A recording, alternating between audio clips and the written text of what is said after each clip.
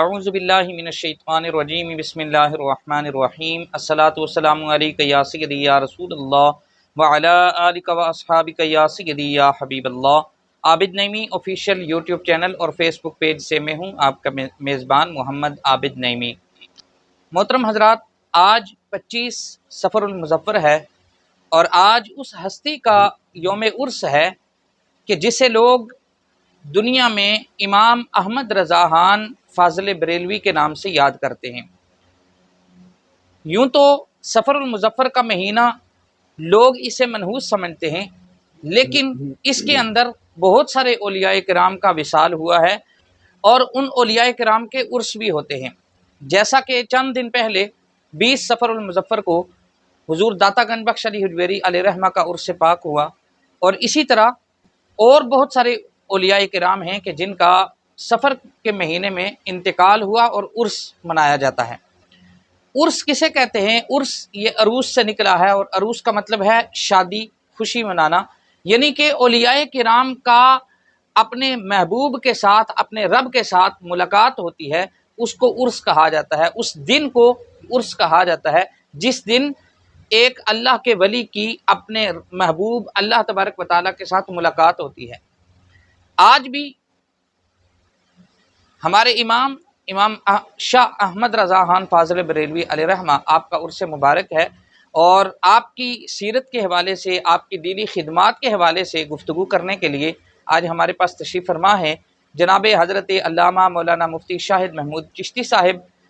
हमेशा की तरह हमारे साथ होते हैं। अल्लाह तबारक व तआला इनकी इस काविश को कबूल फरमाए और बेलोस हमारे पास तशरीफ़ लाते हैं। शायद कोई समझता हो कि इनको कोई मुआवजा दिया जाता है, और अल्लाह ताला इनको इसका अजर अता फरमाए।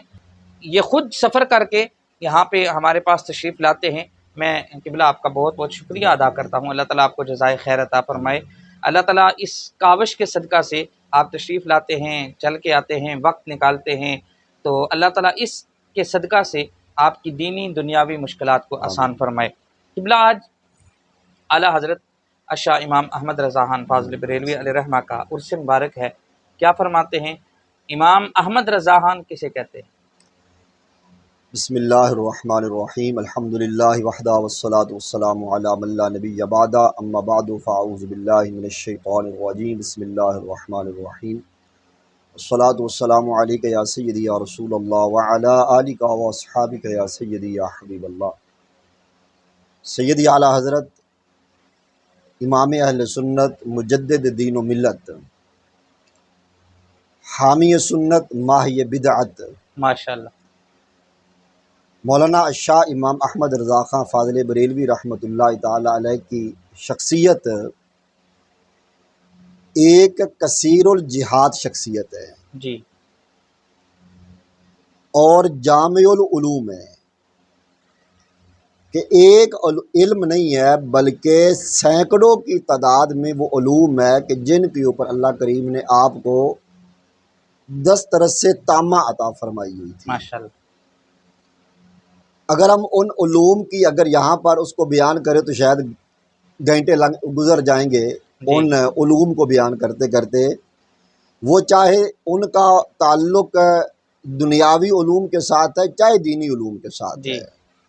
सैयदी आला हज़रत रहमतुल्लाह अलैह को तमाम उलूम पे महारत तामा हासिल थी। ठीक है। और इसका इतराफ़ सिर्फ हम नहीं बल्कि गैरों ने भी इसका इकरार और इतराफ़ किया हुआ है कि सैयदी आला हज़रत रहमतुल्लाह अलैह की जो शख्सियत है वो कसीरुल जिहाद है। जी। अगर आप जिस दौर में पैदा होते हैं, अगर आप उसकी बात करें तो ये देखें कि कानून कुदरत है कि अल्लाह करीम ने शुरू से ही हक और बातिल इकट्ठे आ रहे हैं। जी। अगर आदम अलैहिस्सलाम से देखें तो आदम अलैहिस्सलाम अगर हक के अलम बरदार बनकर दुनिया में तशरीफ़ लाए तो साथ इबलीस बातिल का प्रचार करने के लिए भी आ गया। जी। ये तारीख अपने आप को दोहराती है, हर दौर के अंदर ऐसा ही होता रहा है। जी। 1856 ईस्वी के अंदर सैयदी आला हज़रत रहमतुल्लाह अलैह ने बरेली के अंदर इस दुनिया में आँख खोली है। अच्छा। अब ये قدرت کا انتظام دیکھیں کہ 1857 کے اندر جنگ آزادی ہو رہی ہے، اور اس کے بعد انگریز جو تاجر بن کر آیا تھا بر صغیر کے اوپر حاکم بن بیٹھا، جی مسلمانوں کی 1000 سالہ جو حکومت تھی اس پہ زوال آ گیا۔ آپ کو پتہ کہ جب کوئی سیلاب آتا ہے نا تو اس کے اوپر بڑی پہلے طاقت ہوتی ہے، جی پھر جی آہستہ آہستہ وہ بیٹھ جاتا کام ہے۔ ہو جاتا ہے۔ اب انگریز جب اس پہ حاکم بنا اس بر صغیر کے خطے پہ، تو دیکھے ادھر انگریز حکومت بھی اپنے پورے جوبن پہ ہے۔ جی 1856 کے اندر اعلیٰ حضرت پیدا ہوئے ہیں۔ جب اعلیٰ حضرت رحمۃ اللہ علیہ کی عمر 20 سال ہوئی ہے، ادھر انگریز کی حکومت بھی جوبن پہ ہے، اور ادھر ہوں اعلیٰ حضرت میرے امام کا جو علمی جوانی ہے جی جی وہ بھی اپنے پورے عروج پہ تھی۔ کیا بات ہے۔ سیدی اعلیٰ حضرت رحمۃ اللہ علیہ کا اسم گرامی احمد رضا رکھا گیا، جی اور آپ اپنے آپ کو عبد المصطفیٰ کہا کرتے تھے، اچھا مصطفیٰ کا بندہ۔ جی نام ویسے آپ کے گھر والوں نے آپ کا احمد رضا رکھا ہے۔ 14 سال کی عمر کے اندر تمام علوم عقلیہ اور نقلیہ پڑھ کر آپ 14 سال کی عمر میں مسند افتاء پر بیٹھ گئے تھے۔ اچھا ماشاء اللہ ماشاء اللہ جس دن ہی آپ فارغ کیا التحصیل ہوئے بات ہیں ہے۔ نا، اسی دن ہی آپ نے ایک فتویٰ لکھا ہے رداعت کے موضوع پہ۔ اچھا وہ رداعت کے موضوع پہ آپ نے فتویٰ لکھ کر اپنے والد گرامی کی بارگاہ میں پیش کیا، انہوں نے چیک کیا تو آپ کے ابا جی نے اسی دن ہی آپ کو مسند افتاء پہ بٹھا دیا تھا۔ سبحان اللہ سبحان اللہ۔ تو کس شان کا مالک ہوگا کہ 14 سال کی عمر کے اندر تمام علوم پڑھ کر وہ مسند افتاء کے اوپر بیٹھ کر میرا امام فتوے بھی دے رہا ہے۔ اللہ اکبر۔ پھر ایک مہینے کی ایک ماہ کے اندر جی آپ نے اللہ کے پورے قرآن کو اپنے سینے کے اندر سبحان محفوظ بھی اللہ فرما لیا سبحان ہے۔ اللہ ماشاء اللہ۔ جی کیا بات ہے قبلہ، میں نے پڑھا آپ کی سیرت کے حوالے سے کہ آپ نے اللہ تبارک و تعالیٰ نے آپ سے بڑا کام لیا، ہر بالکل میدان میں جی آپ نے بڑے ہی کارنامے سر انجام بالکل دیے۔ ایسے آپ کی اگر وہ جو فتاوی رضویہ شریف ہے، جی جیسے جی آپ نے فرمایا کہ انہوں نے 14 سال کی عمر سے ہی فتویٰ دینا شروع جی کر دیا، بالکل ایسے اور وہ فتاوی جات کے جو آپ پوری زندگی آپ سے لوگ سوالات کرتے ہاں رہے، جی تو آج وہ 32 جلدوں پہ مشتمل ہے۔ جی اس دور میں نہ کمپیوٹر تھا نہ یہ ایسے ہی مشینری تھی، تو بالکل کیسے جو ہے جدید ٹیکنالوجی بھی نہیں جی تھی، بالکل ہاتھوں ایسے ہی سے کام لکھی بالکل گئی ہی وہ ہاتھوں سے کتابیں لکھا ساری۔ گیا، سب ہاتھوں سے جی لکھا جی گیا، تو بالکل آج ایسے وہ اتنا عظیم سرمایہ اہل سنت کے پاس ہی ہے۔ ایسے ہی اچھا قبلہ، میں دیکھتا ہوں کہ جس دور کے اندر اعلیٰ حضرت تشریف لائے، جی تو جی اس دور کے اندر جو بدعات ہیں وہ بہت زیادہ تھی، جی اور بالخصوص آقا کریم صلی اللہ علیہ وسلم کے اوپر بہت زیادہ کیچڑ اچھالا گیا، نعوذ باللہ توہین امیز کلمات کہے گئے، قرآن بالکل مجید کا ایسے ترجمہ اس طرح کا کیا گیا، اور آقا کریم صلی اللہ صلی علیہ اللہ علیہ وسلم کے حوالے سے، علم غیب کے حوالے سے، باقی چیزیں۔ جی جی تو آپ نے اعلیٰ حضرت نے ان کا کس طریقے سے جواب دیا، اور آج تک جو آپ کا جو کام ہے اس کام سے ہم فائدہ اٹھا رہے ہیں، تو اس حوالے سے آپ کیا فرماتے ہیں؟ دیکھیے آپ نے ایک بہت اہم سوال اٹھایا ہے۔ سیدی اعلیٰ حضرت رحمۃ اللہ علیہ صرف عالم نہیں تھے بلکہ مجدد بن کے آئے ہیں۔ واہ کیا بات ہے۔ جو نبی کریم علیہ الصلوۃ والسلام نے فرمایا کہ اللہ کریم ہر صدی کے اندر ایک مجدد بھیجتا ہے۔ جی اعلیٰ حضرت مجدد تھے اپنے صدی کے۔ ٹھیک ہے۔ مجدد کا مطلب یہ ہوتا ہے کہ وہ آ کر نئے سرے سے دین کے اندر جو بدعات فروغ پا چکی ہوتی ہیں، جو منکرات غلط چیزیں دین کے اندر لوگوں نے ایڈ کر لی ہوتی ہیں، جی مجدد آ کر نئے سرے سے ان تمام بدعات کا کلا کما کر کے جی اسلام کی جو صحیح صورت ہے وہ صحیح دنیا کے سامنے پیش کر دیتا ہے۔ ماشاء اللہ۔ دیکھیں ہمیں اس بات پہ فخر ہے کہ ہم سید اعلیٰ حضرت مولانا الشاہ امام احمد رضا خان فاضل بریلوی رحمۃ اللہ علیہ کو ماننے والے ہیں، جی اور اگر کوئی بندہ غیر جانبدار ہو کر سید اعلیٰ حضرت کو پڑھے نا تو وہ کبھی بھی ہمیں بدعتی نہیں کہے گا۔ ہمیں ایک طعنہ دیا جاتا ہے جی، ہمیں اب اہل سنت کو جی آپ بدعتی ہیں، جی جی ہمیں قبر پرست بھی کہا جاتا ہے، یہ قبروں کو پوجتے ہیں، جی جی شرک کرتے ہیں، بدعات کا ارتکاب کرتے ہیں۔ تو دیکھیں میں یہ عرض کرنا چاہتا ہوں آپ کے اس پلیٹ فارم سے کہ ہم جس امام کو ماننے والے ہیں جی اس نے تو آ کر بدعات کا کلا کما کیا، صحیح. شرک کو ختم کیا ہے آ کر، تو ہمیں ہی وہ قبر پرست کہہ دیا جاتا ہے۔ دیکھیں ایک دو چیزیں میں عرض کرنا چاہتا ہوں جو بالخصوص ہمیں قبر پرست کہا جاتا ہے، یہ ہم قبروں کو پوچھتے ہیں، جی جی معاذ اللہ ثم معاذ اللہ۔ سید اعلیٰ حضرت رحمۃ اللہ علیہ سے جب سے سوال ہوا ہے تو آپ نے اس کے اوپر ایک پورا رسالہ لکھا ہے اچھا جو فتاوی رضویہ کے اندر موجود ہے، اس کا نام ہے الزبدۃ الزکیہ لتحریم سجود التحیہ۔ اچھا آپ نے فرمایا کہ سجدہ عبادت تو درکنار ہے، جی سجدہ تعظیمی بھی حرام ہے، ہوں وہ قبر کو ہو، وہ پیر کو ہو، وہ شیخ، وہ کسی کو بھی ہو، سجدہ تعظیمی بھی حرام ہے۔ حرام ہے. پڑھے اعلیٰ حضرت رحمۃ اللہ علیہ کا رسالہ الزبدۃ الزکیہ۔ اعلیٰ حضرت فرماتے ہیں کہ سجدہ عبادت جو ہے نا، آپ فرماتے ہیں کہ وہ بالاتفاق کفر ہے، صحیح. کہ کسی کو آپ الہ مان کر اس کو عبادت والا اس سجدہ کریں، اس کی عبادت کریں، جی جی اس کے اندر کسی کی دوسری رائے نہیں ہے، کفر ہے، شرک ہے۔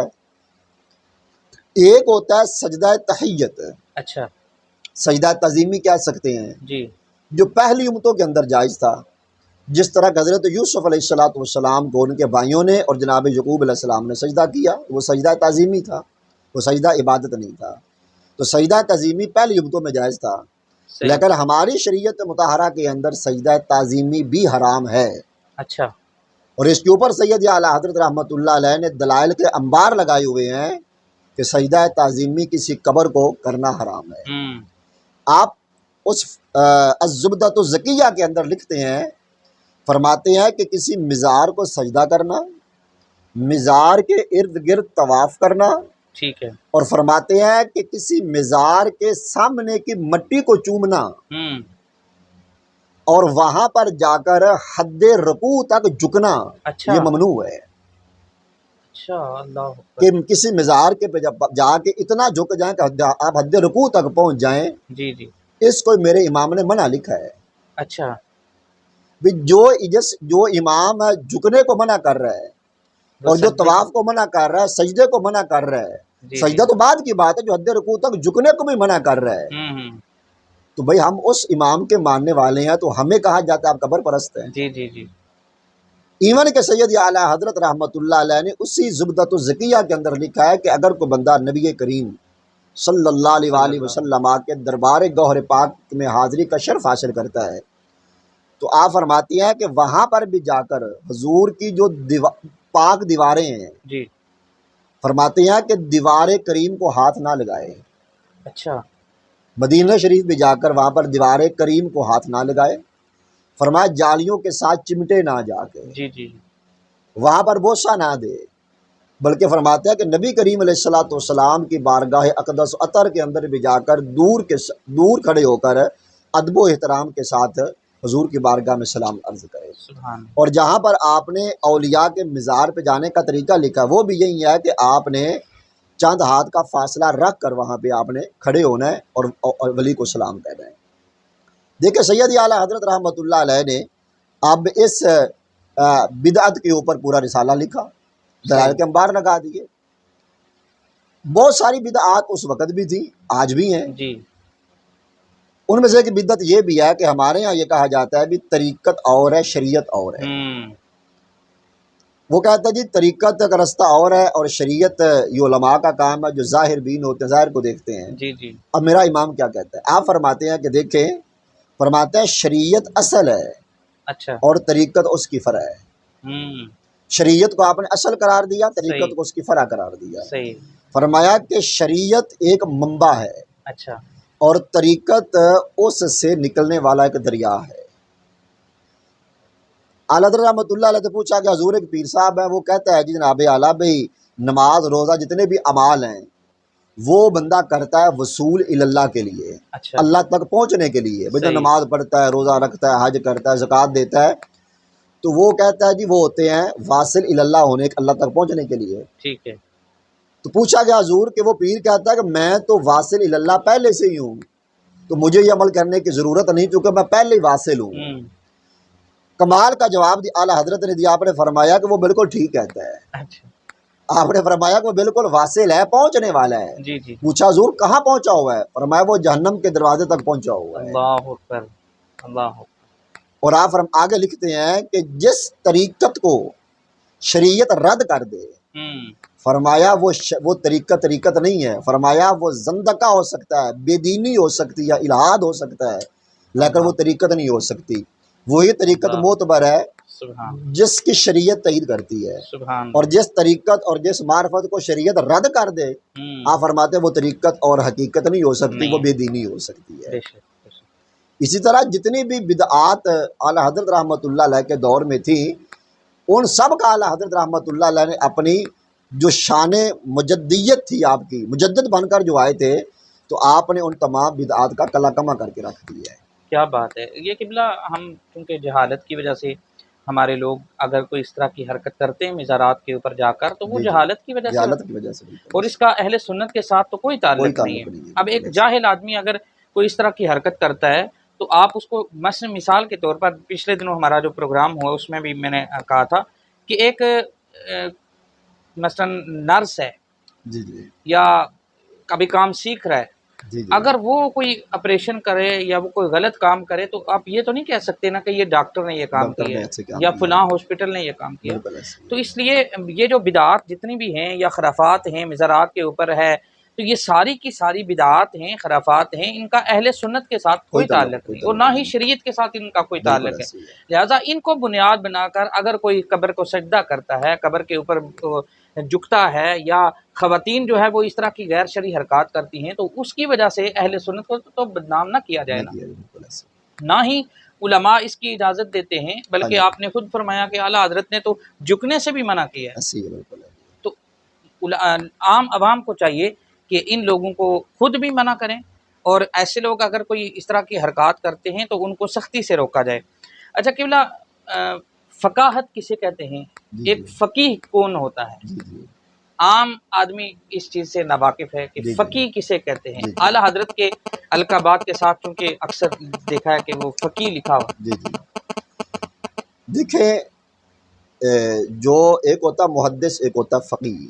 ٹھیک ہے، محدث کا کام ہوتا ہے احادیث کو جمع کرنا، اچھا، فقیہ کا کام ہوتا ہے اس قرآن سے اور اس احادیث کے ذخیرے سے احکام کو مستنبط کرنا، یعنی احکام کو نکالنا۔ اچھا، اور محدث سے جو مقام اور مرتبہ ہے نا، اچھا، سٹیٹس فقیہ کا زیادہ ہے، محدث کا زیادہ نہیں ہے۔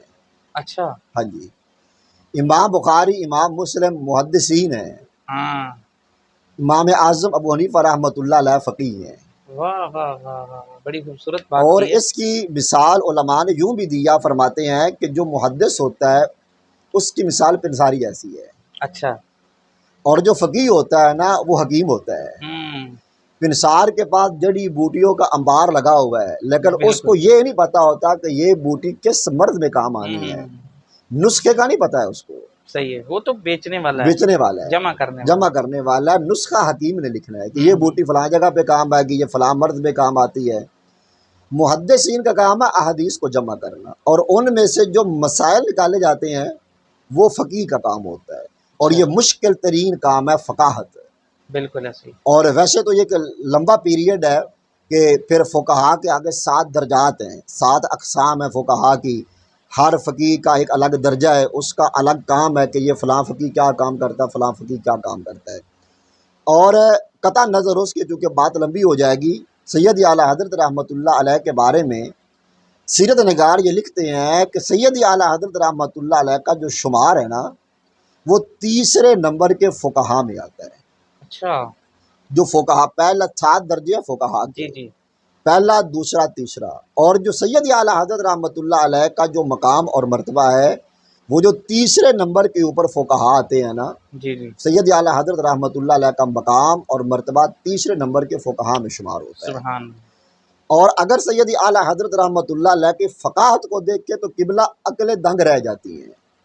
آئے ہے، آپ اس فقیہ کو پڑھیں، علماء نے لکھا ہے کہ یہ جب احمد رضا بولتا ہے تو پتہ چلتا ہے کہ شاید امام ابو حنیفہ بول رہا ہے، اوئے ہوئے، کیا بات ہے، واہ، یعنی کہ آپ فتاوی رضویہ کا مطالعہ کر کے دیکھیں جناب، کیا فقہ کے متون، کیا فقہ کی شروحات، ایک ایک مسئلے کے اوپر آپ نے سینکڑوں جزیات کتب فقہ سے اور شروح فقہ سے آپ نے لا کے رکھ دی ہوتی ہیں، اور پھر کمال دیکھیں کہ پہلے جزیات لاتے ہیں، متون لاتے ہیں، شروحات کی عبارات لاتے ہیں، ساری عبارتیں نقل کرنے کے بعد پھر اس کی آپ تنقیح کرتے ہیں۔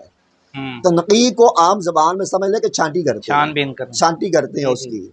پہلے ساری جزیات لے آتے ہیں متون سے اور شروع سے، صحیح، اور پھر جو جب میرا امام اس کی تنقیح کرتا ہے نا تو پھر پتہ چلتا ہے کہ واقعتاً ایک فقیہ بول رہا ہے۔ واہ، اس کی بیسیوں مثالیں میرے سامنے ہیں۔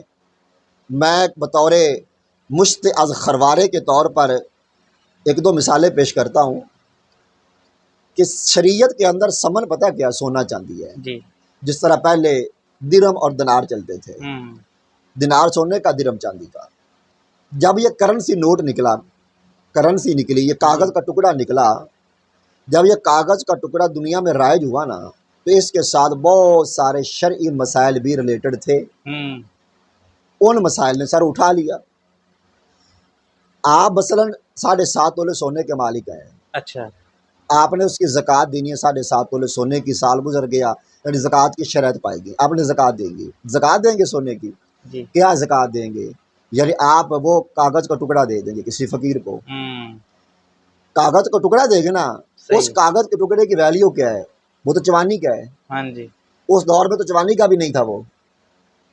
اچھا، سونے کی اتنی مالیت ہے جی جی، اور آپ اس کی زکوٰۃ دے رہے ہیں کاغذ کا ٹکڑا، تو یہ مسائل تھے۔ میں مثال سمجھانے جی کے جی لیے جی، مثال دی ہے کہ ظاہر ہے ایک کرنسی نوٹوں ذہن کے میں ساتھ بات بہت آتی ہے نا، سارے شرعی مسائل اٹھ کھڑے ہوئے۔ جی جی، آپ نے عورت کا حق مار دینا، مطلب 10 درہم آپ کا حق مار رکھ دیا آپ نے، اب آپ اس کو کیا دے رہے؟ کاغذ کا ٹکڑا پکڑا رہے ہیں جس کی بالکل ویلیو ہی کوئی نہیں، حیثیت کاغذ کی کیا حیثیت ہے؟ ایک طرف سونا ہے ایک طرف کاغذ ہے، کاغذ ہے آندیا۔ تو بہت سارے مسائل کھڑے ہو گئے۔ عرب و عجم کے علماء نے اس کے اوپر سر جوڑا، عرب و عجم کے علماء نے، لیکن وہ کرنسی نوٹ کی جو شرعی حیثیت تھی نا اس تک نہیں پہنچ سکے ہیں۔ سبحان، کہ اس کے اوپر شریعت حکم کیا لگاتی ہے، ہم اس کو کیا کہ اس کا لین دین شرعن جائز ہے نجائز ہے، اس کی خرید و فروخت شرعن جائز ہے کہ نجائز ہے، جی، کمی بیشی کے ساتھ خرید و فروخت ہو سکتی ہے نہیں ہو سکتی ہے، کیا شریعت اس کو ثمن مانتی بھی ہے کہ نہیں مانتی ہے۔ اچھا، اعلیٰ حضرت رحمۃ اللہ علیہ حج کرنے تشریف لے گئے حرمین طیبین میں، جو امام کعبہ تھا اس وقت اچھا، مصلی حنفی کا امام ہے، اچھا، اور یہ بھی یاد رہے کہ اس وقت چاروں مصلی ہوتے تھے، اس لیے ہم کہتے ہیں چاروں فقہ پر حق ہیں، حنفی، شافعی، مالکی، حنبلی، یہ چاروں اہل سنت ہیں، صحیح، اس سے جو باہر ہے وہ اہل سنت سے خارج ہے۔ صحیح، اور اس وقت حرمین کے اندر 4 فقہ ہیں تو 4 مصلی ہوتے تھے، ہر فقہ کا الگ امام ہوتا تھا۔ اچھا، ہاں جی، تو سید اعلیٰ حضرت رحمۃ اللہ علیہ کی بارگاہ میں جو کعبے کا امام ہے، فقہ حنفی، مصلی حنفی کا جو امام ہے، ٹھیک ہے، اور دیگر عرب کے علماء نے 12 سوالات کا ایک سوال نامہ تیار کیا، اچھا، کرنسی نوٹ کے متعلق تھا وہ۔ جی، غنیمت جانا کہ اتنا بڑا فقیہ آیا، فائدہ اٹھا لیں اس سے، پیش کر دیا آپ کی بارگاہ میں، حضور سمجھ نہیں آ رہی ہے کہ یہ کرنسی نوٹ کی شرعی حیثیت کیا ہے۔ جی، سید اعلیٰ حضرت رحمۃ اللہ علیہ نے ایک دن اور چند گھنٹوں کے اندر کتاب لکھی ہے، اللہ اکبر، ایک دن اور چند گھنٹے۔ آپ خود فرماتے ہیں کہ میں نے ہفتے والے دن یہ کتاب شروع کی ہے، ہفتے والے دن اچھا، مکہ شریف میں۔ دیکھیں وہاں پر وہ پہلے میں نے عرض کی پچھلے پروگرام کے اندر بھی کہ جی وہاں جی پر جی، کوئی کتابوں کا ذخیرہ بھی کوئی نہیں تھا، صحیح، کوئی کتابوں کا ذخیرہ نہیں ہے۔ ادھر بیان کی دیا کہیں اور مجھے یاد نہیں جی رہا، جی، چلے ادھر برل داتا صاحب کے داتا حوالے صاحب سے رحمۃ اللہ کشف علیہ کا بالکل المعلوم ایسے ہی کے آن حوالے دیا۔ سے، تو کتابوں کا ذخیرہ بھی وہ تو بریلی شریف کے اندر، آپ تو حج پہ کرنے گئے ہوئے ہیں۔ اچھا، آپ نے فرماتے میں نے ہفتے کو کتاب شروع کی ہے، فرماتے اتوار کو مجھے بخار ہو گیا، اچھا، اتوار کو بخار ہو گیا، اور فرماتے ہیں کہ جب سوموار کا دن آیا تو دوپہر کے وقت تک میں یہ کتاب مکمل کر چکا تھا۔ سبحان، تو کیا مطلب نکلا؟ ایک دن چند گھنٹے ہی بنتے ہیں نا، جی جی جی، یا 1.5 دن آپ چلو لگا لیں، 1.5 دن کے اندر صحیح، اعلیٰ حضرت نے کتاب لکھی کرنسی نوٹ کے اوپر، جس کا اچھا، نام تھا قفل الفقیہ الفاہم فی احکام کرطاس الدراہم۔ کیا بات ہے، 1.5 دن کے اندر آپ نے یہ کرنسی نوٹ کی شرعی حیثیت و معنی جو سوالات تھے ان کے جوابات دیے، عرب کے علماء کو پیش کر دی۔ جب عرب کے علماء نے اس کتاب کو دیکھا اور اس کے اوپر جو عرب کے علماء نے جو کمنٹس کیے ہیں نا وہ بھی پڑھنے کے لائق ہیں کہ کن الفاظ کے ساتھ عرب کے علماء نے آپ کی شان فقاہت کو سلام پیش کیا ہے کہ یار کیا بلا ہے، یہ علم کا کیا پہاڑ ہے کہ جس مسئلے کے اوپر عرب و عجم کے علماء بالکل وہ اپنا کسی نتیجے تک نہیں پہنچ سکے ہیں اور اس فقیر نے 1.5 دن کے اندر مسئلے کو حل کر دیا ہے۔ سبحان اللہ۔ پھر یہاں تک نہیں ہوا، واپس آئے، ادھر واپس آ کے بریلی شریف ہے۔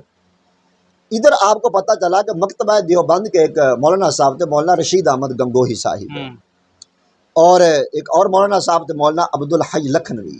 اچھا، پتہ یہ چلا کہ انہوں نے بھی نہ کرنسی نوٹ کے اوپر ایک فتویٰ لکھا ہے، اور فتویٰ کیا تھا؟ مولانا رشید احمد صاحب نے یہ لکھا ہے، انہوں نے کرنسی نوٹ کو مال ماننے سے ہی انکار کر دیا۔ اچھا، لین دین تو بعد کی بات، انہوں نے فتویٰ دے دیا کہ اس نوٹ کا، کاغذ کے ٹکڑے کا لین دین کرنا بھی جائز نہیں ہے۔ انہوں نے کہا یہ مال ہی نہیں ہے، یہ شریعت کی نگاہ میں مال ہی نہیں ہے۔ اور اس طرح فتویٰ مولانا عبدالحی لکھنوی کا بھی آیا۔ سید اعلیٰ حضرت رحمۃ اللہ علیہ نے اس فتوے کو رد کرنے کے لیے پھر ایک کتاب لکھی آ کے یہاں پہ بر صغیر میں آ کے۔ اچھا، ہاں جی، کیا بات ہے۔ یہاں پر بھی کتاب لکھی اس فتوے کو رد کرنے کے لیے کہ فرمایا کہ نہیں، یہ تمہارا فتویٰ ٹھیک نہیں ہے، نوٹ کی جو شرعی حیثیت ہے وہ نوٹ مال ہے اور اس کا لین دین کرنا بھی وہ جائز ہے۔ اچھا، یہ تو ایک آپ نے کہ میں کرنسی نوٹ کی بات بتا رہا ہوں، اگر آپ اس کتاب کو پڑھیں آپ تو پھر پتہ چلے گا کہ آپ کی شان فقاہت کا عالم کیا تھا۔ کیا بات ہے۔ آگے اب ہم آتے ہیں تو میں 2 مثالیں اور پیش کرنا چاہتا ہوں کہ میں اگر آپ سے پوچھوں یا کسی عالم دین سے پوچھے، آپ کسی بندے سے پوچھے بھئی یہ تیمم کرنا کس سے جائز ہے،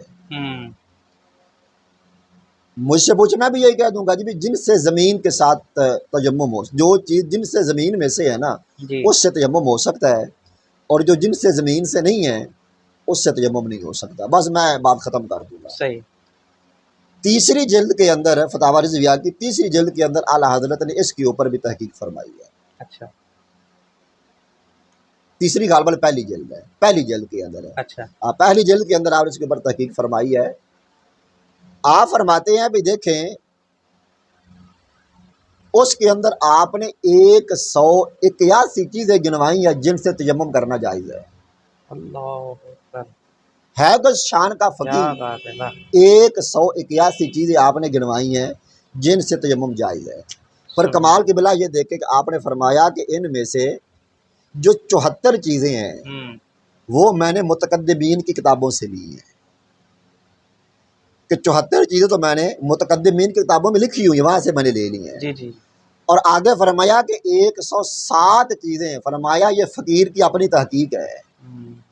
سبحان اللہ۔ یعنی آپ لکھتے ہیں کہ یہ 107 چیزیں آپ کو مجھ سے پہلے ہزاروں سال پیچھے چلے جائیں، متقدمین کی ساری متاخرین کی کتب فقہ اٹھا کے دیکھ لیں، یہ 107 چیزیں آپ کو نہ متقدمین کی کتابوں میں ملیں گی نہ متاخرین کی کتابوں میں ملیں گی۔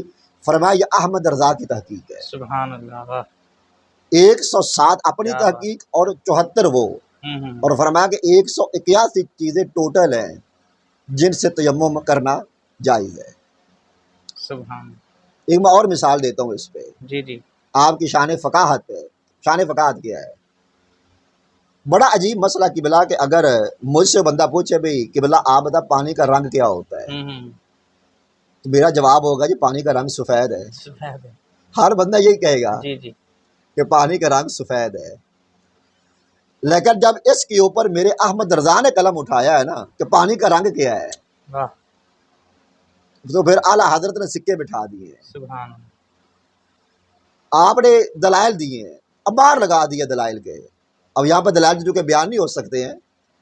اگر بندہ صاحب ذوق ہے تو فتاوی رضویہ کا مطالعہ کرے جہاں پر اعلیٰ حضرت نے پانی کا رنگ کی تحقیق کی ہے۔ نتیجہ آپ نے یہ نکالا، اینڈ پہ آپ فرماتے ہیں کہ پانی کا رنگ نہ سفید ہے نہ سیاہ ہے، اچھا۔ یعنی نہ پیور سفید ہے نہ پیور سیاہ ہے، بلکہ آپ فرماتے ہیں کہ پانی کا جو رنگ ہے وہ سفید سیاہی مائل ہے۔ اچھا۔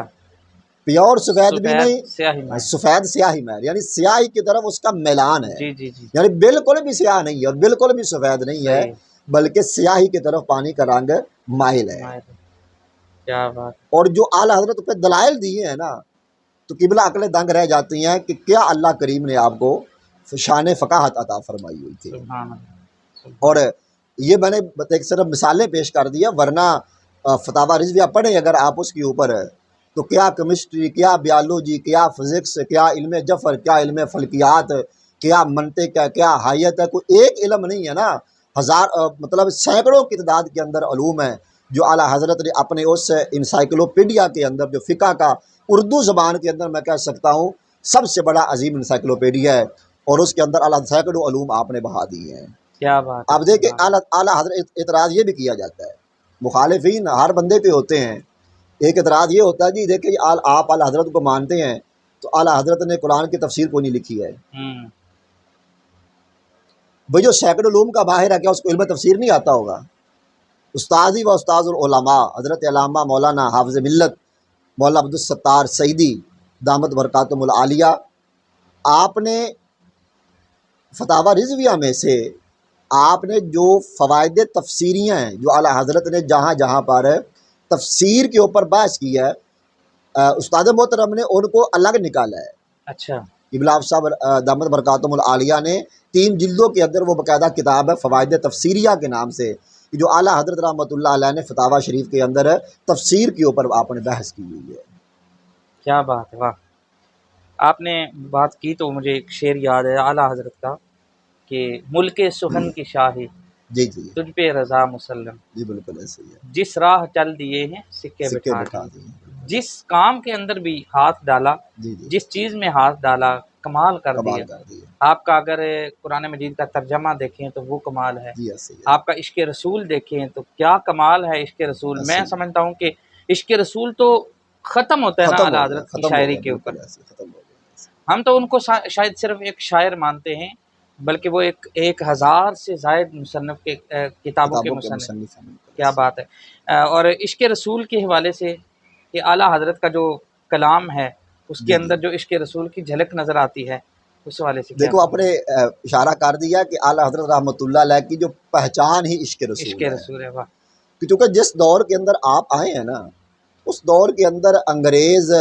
نے بہت سارے علماء خریدے، انہوں نے آ کر نبی کریم صلی اللہ علیہ وآلہ وسلم کی شان کو گھٹانے کی ناکام کوشش کی ہے، ہوں، ایسے مسائل چھیڑ دیے گیا جو امت میں کبھی نہیں چھڑے تھے، ٹھیک ہے، مثلا جی رب تعالیٰ جھوٹ بول سکتا کہ نہیں بول سکتا، نعوذ، حضور کو علم ہے یا نہیں ہے، ہوں، حضور کا مقام کتنا ہے، کیا ہے، یہ مسائل سارے انگریز نے علماء کو خرید کر، یہ باقاعدہ انگریز نے سوچی سمجھی سازش کے تحت یہ متعارف کرائے، ایک ہی مقصد تھا تاکہ امت کے دلوں سے محبت رسول اور عشق رسول صلی اللہ علیہ وآلہ صلی وسلم اللہ، نکال دیا جائے، چونکہ انگریز کو پتہ تھا نا، انگریز جانتا تھا کہ یہ امت، انگریز کا خدشہ تھا یہاں بر صغیر میں، اس کو صرف مسلمانوں سے تھا، ہندوؤں سے اس کو کوئی خطرہ نہیں ہے، سکھوں سے کوئی نہیں ہے، کیونکہ اس کو پتا تھا کہ 1000 سال تک حکمرانی پہلے کر چکے ہیں، ہوں،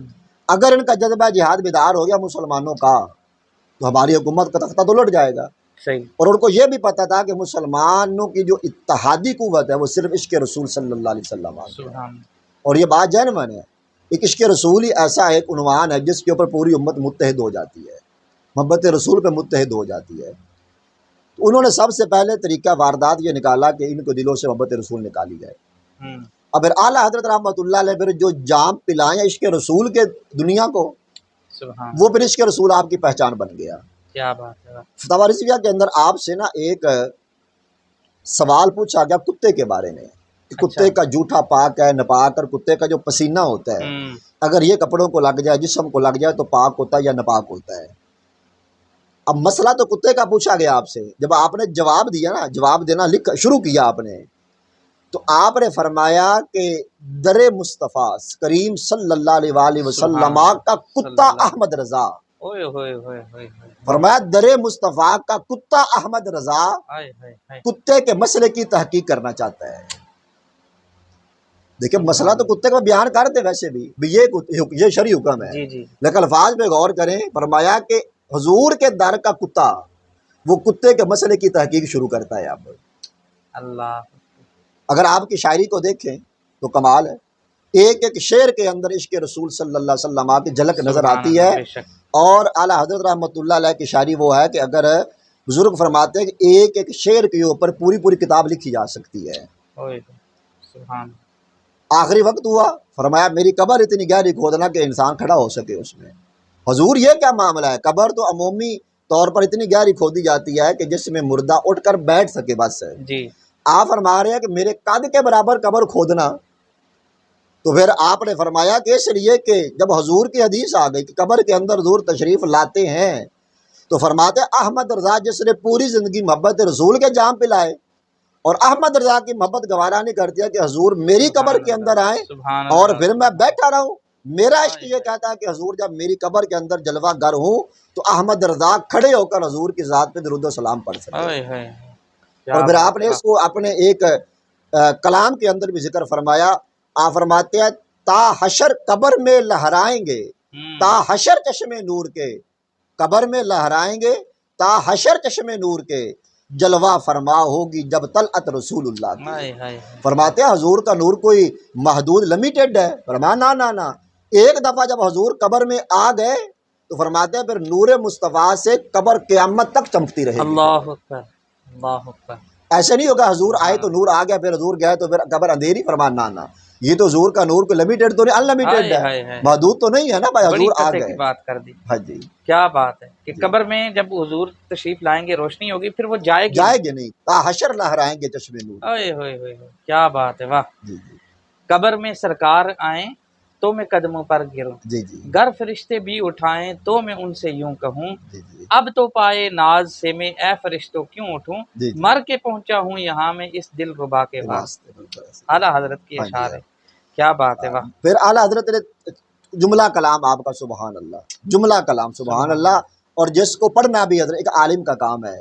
کوئی یہ عام نعت خواں یا کوئی تھوڑا بہت پڑھا لکھا اعلیٰ حضرت کا کلام نہیں پڑھ سکتا. حقیقت ہے. اس کو نہ سمجھ آئے گی نہ وہ پڑھ سکتا. اللہ اکبر. قبلہ معذرت، آج کل کے جو نعت خوان ہیں نا، اگر وہ جو اپنے گانے کے طرز پہ نعتیں پڑھتے ہیں نا، اللہ ماشاء اللہ اچھے لوگ بھی ہیں، اگر آپ ان کو یہ اعلیٰ حضرت کا کوئی آسان سے آسان کلام بھی دے دینا وہ نہیں پڑھ سکتے. اگر پڑھیں گے تو غلطی کریں گے، اور بڑی فوش غلطی کریں گے. پھر دیکھیں میں ایک مثال دیتا ہوں. اعلیٰ حضرت کا ایک شعر ہے، تیرے تو وصف عیب تناہی سے ہیں بری، تیرے تو وصف عیب تناہی سے ہیں بری، ہے راہ میرے شاہ میں کیا کیا کہوں تجھے.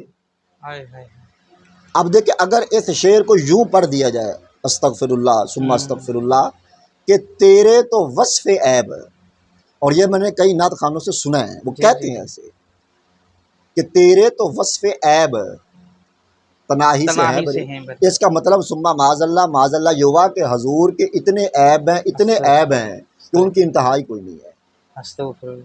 یہ دیکھیں پڑھنے کے اندر صرف ہے، یعنی جب آپ اس کو وصف عیب کہیں گے تو اس کا معنی تبدیل ہو جائے گا. بنتا کیا ہے؟ تیرے تو وصف ہے، یہاں پہ وقف ہے. وہ قرآن مجید کے اور جی ہاں، جس طرح وہاں پر رموز اوقاف ہوتے ہیں. تو یہ اعلیٰ حضرت کے کلام کی شان ہے نا، یہ کسی عام شاعر کی شان نہیں ہے کہ تیرے تو وصف عیب تناہی سے ہے بری. یا رسول اللہ آپ کی جو خوبیاں ہیں نا ان کی انتہا نہیں ہے. اچھا جو جس کی انتہا ہوتی ہے نا، یہ کسی کا انتہا کو پہنچ جانا یہ عیب ہے، ختم ہو جانا عیب ہے نا. جس کی انتہائی کوئی نہیں یہ کمال ہے، اور انتہا کا پایا جانا یہ عیب ہے. اللہ اکبر. اعلیٰ حضرت فرماتے ہیں یا رسول اللہ تیرے تو وصف عیب تناہی سے ہیں بری، کہ آپ کے جو کمالات ہیں جو خوبیاں ہیں ان کی انتہائی کوئی نہیں ہے، ان کی کوئی حد ہی نہیں ہے. اور ہراؤ میرے شاہ میں کیا کیا کہوں تجھے. اور پھر اس کا مقطع دیکھیں آپ، فرماتے ہیں لیکن رضا نے ختم سخن اس پہ کر دیا، خالق کا بندہ خلق کا آقا کہوں تجھے. فرماتے یا رسول اللہ رضا اس پہ بس بات ختم کر رہے ہیں. یا رسول اللہ آپ کی شان عقل سے ماورا ہے. میں صرف یہ کہہ سکتا ہوں کہ اگر حضور بندے ہیں تو رب کے ہیں بس. رب کے علاوہ جتنی مخلوق ہے حضور سب کے آقا اور مولا بن کے دنیا میں کیا بات ہے، واہ۔ آخری سوال کی بلا، جی ٹائم کافی ہو چکا ہے۔ جی جی قرآن مجید کے بہت سارے ترجمے ہیں، مارکیٹ کے اندر بے شمار ترجمے مل جائیں گے آپ، جی جی بالکل لیکن کنز الایمان شریف ہی کیوں؟ جی جی دیکھیں، اس لیے کہ سید اعلیٰ حضرت رحمۃ اللہ علیہ جیسا فقیہ انسان ہو، اور جو اللہ اور اس کے رسول ہے، بارگاہ رب العزت اور بارگاہ رسالت امام عز و جل صلی اللہ علیہ وسلم کے آداب سے واقف ہو۔ جب اعلیٰ حضرت نے قرآن پاک کا ترجمہ کیا ہے نا، تو پھر آپ نے قرآن کی ترجمانی کا حق ادا کر دیا ہے۔ کنز الایمان ہی اس لیے کہ باقی جتنے بھی اردو زبان میں تراجم ہوئے ہیں، انہوں نے وہ ترجمہ کیا لغت دیکھ کے، صحیح، ڈکشنری دیکھی، اس کا یہ معنی ہے، اس کا یہ معنی، ترجمہ کر دیا۔ صحیح، جبکہ قرآن کا ترجمہ کرنے کے لیے صرف لغت کافی نہیں ہے، بلکہ احمد رضا جیسی فقاہت اور احمد رضا جتنے علوم کا ہونا بھی ضروری ہے۔ میں کہ چند کی مثالیں آپ کو دیتا ہوں، جتنے بھی تراجم مارکیٹ کے اندر موجود ہیں، میں صرف ایک بطور نمونہ پیش کر رہا ہوں، ورنہ جی، میرے پاس بہت سارے تراجم میری لائبریری میں پڑے ہوئے ہیں، صحیح، اور جو میں حوالے دینے لگا ہوں یہ سارے میرے پاس پڑے ہیں۔ ماشاء اللہ، ایک مترجم ہے قرآن کے فتح محمد خان جلندری، یا میں دو صرف آیات لے رہا ہوں قرآن پاک، دو آیات ٹھیک صرف، ہے، باقی اور بہت سارے مقام جہاں پر انہوں نے لغزش اور غلطی کی ہے، لیکن احمد رضا کا قلم نہیں پھسلا۔ یہ ایک ہے سورت فتح کی آیت نمبر 2، اور دوسری میں لے رہا ہوں سورت والضحیٰ کی آیت نمبر 7۔ فتح محمد خان جلندری سورت فتح کی آیت نمبر 2 کا ترجمہ کیا کرتا ہے؟ وہ کہتا ہے لیغفر لک اللہ ما تقدم من ذنبہ وما تأخر، یہ قرآنی آیت کے لفظ ہیں۔ وہ کہتا ہے تاکہ اللہ تمہارے اگلے اور پچھلے گناہ بخش دے۔ جی، یہ حضور کے بارے میں کہہ رہے ہیں، تاکہ اللہ تمہارے اگلے اور پچھلے گناہ بخش دے۔ حالانکہ نبی تو معصوم ہوتا ہے، جی، نبی سے گناہ کا صدور ممکن ہی نہیں ہے۔ سورۃ والضحیٰ کی جو آیت نمبر 7 ہے، وَوَجَدَكَ ضَالًّا فَہَدَىٰ، اس کا ترجمہ انہوں نے کیا ہے اور رستے سے ناواقف دیکھا تو سیدھا رستہ دکھا دیا۔ یعنی حضور رب فرماتا ہے کہ میں نے آپ کو رستے سے ناواقف پایا ہے۔ اگر نبی ہی ناواقف ہے رستہ تو دکھائے گا کون پھر؟ اچھا، ایک مترجم ہے امین احسن اصلاحی، ڈاکٹر اسرار بہت بڑا ایک نام ہے اس کا، وہ بھی تقریباً سمجھ لے کہ اس کے قریب قریب ہے۔ وہ لکھتا ہے جی کہ اللہ تمہارے تمام اگلے اور پچھلے گناہوں کو بخشے، اور سورۃ والضحیٰ کی آیت کا ترجمہ کرتا ہے کہ اور جو یائے راہ پایا، جو یائے کہتا ہے تلاش کرنے والے کو، جو یائے راہ پایا تو راہ نہ دکھائی، یعنی جملہ استفہامی ہے، ہاں جی، آپ کو راہ کا متلاشی پایا تو راہ نہ دکھائی۔ نمبر 3 مولانا شریف علی تھانوی کا ترجمہ سنیں، وہ کہتا جی تاکہ اللہ تعالیٰ آپ کی سب اگلی پچھلی خطائیں معاف فرما دے، جو حضور سے خطائیں ہوئی ہیں اگلی جی، پچھلی معاف کر دے۔ اور سورۃ والضحیٰ کا آیت نمبر 7 کا ترجمہ یہ کر رہے ہیں، اور اللہ تعالیٰ نے آپ کو بے خبر پایا تو 100 رستہ بتلا دیا۔ یہ نبی کو بے خبر کہہ دیا کہ نبی کو خبر ہی کوئی نہیں تھی۔ چوتھے نمبر پہ سید شبیر احمد کا ترجمہ ہے جی، تاکہ معاف فرما دے تمہیں اللہ وہ سب جو پہلے ہو چکی ہیں تم سے کوتاہیاں، اور جو بعد میں ہوں گی، یعنی حضور سے جو کوتاہیاں ہو گئی ہیں۔ اور سورۃ والضحیٰ کی آیت نمبر 7 کا ترجمہ انہوں نے کیا، اور پایا تم کو نواقف راہ تو راہ دکھا دی۔ یہ 5واں نمبر بڑا قابل غور ہے، یہ میرے پاس جو نسخہ پڑا ہے یہ محمد جونا گڑھی ہے، محمد جونا گڑھی ہے، غیر مقلد عالم ہے۔ یہ محمد جونا گڑھی ہے جس کا ترجمہ سعودیہ حکومت حاجیوں کو تقسیم کرتی ہے، اچھا، اور میرے پاس جو نسخہ پڑا ہے وہ سعودیہ کا چھپا ہوا ہے، چھپا ہوا سعودیہ کا ہے وہ۔ اس کے اندر محمد جونا گڑھی یہ سعودیہ حکومت حاجیوں کو، جو اردو حاجی ہوتے ہیں بر صغیر کے لوگ، ان کو تقسیم کرتی ہے۔ یہ وہ ترجمہ دیکھ کے کیا کر رہا ہے، وہ کہتا ہے تاکہ جو کچھ تیرے گناہ آگے ہوئے اور جو پیچھے ہوئے سب کو اللہ تعالیٰ معاف فرما دے۔ نعوذ باللہ۔ سورۃ والضحیٰ کی آیت نمبر 7 کا ترجمہ محمد جونا گڑھی کیا کرتا ہے، اور تجھے راہ بھولا پا کر ہدایت نہیں دی، مولانا مدودی کا بڑا نام ہے، ہوں، یہ مدودی کا ترجمہ میری لائبریری میں پڑا ہوا ہے۔ مدودی صاحب کیا ترجمہ کرتے ہیں، کہتے ہیں تاکہ اللہ تمہاری اگلی پچھلی ہر کوتاہی سے درگزر فرمائے۔ اور سورۃ والضحیٰ کی آیت نمبر 7 کا ترجمہ کرتے ہیں اور تمہیں نواقف راہ پایا اور پھر ہدایت بخش دی۔ یہ 6 میں نے آپ کے سامنے مختلف اردو کے تراجم رکھ دیے ہیں، ہوں، جن کا مفہوم سب کا قریب قریب ہے، یہ حضور سے گناہ ہو گئے، کوتاہیاں ہو گئیں، جی جی تو جی، رب نے کہا کہ میں نے آپ کے اگلے پچھلے گناہ معاف کر دیے۔ صحیح، اگر نبی گناہ گار ہے، اگر نبی سے خطائیں ہو رہی ہیں، جو معصوم جو عن معصوم الخطا، عن الخطا ہے، جی، جس سے گناہ کا صدور ممکن ہی نہیں ہے، ہوں، اور اس نبی کی طرف گناہ کی، خطا کی، کوتاہی کی نسبت کی جا رہی ہے۔